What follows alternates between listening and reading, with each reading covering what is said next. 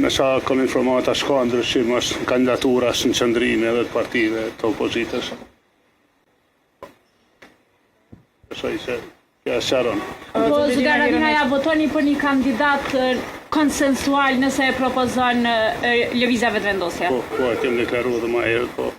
A ka emra cilët Alianca për Ardhmërinë e Kosovës nuk i voton, si në këtë rast për shembull e kemi Albullina Haxhiun, a ka të tjerë me të cilët nuk ban kompromis AK-ja? Po menu për shumë tjerë, po ne kemi qenë dy emra më shumë që me rrugë, pa me hap mundësi, me siguri ka dhe tjerë që janë pranueshëm.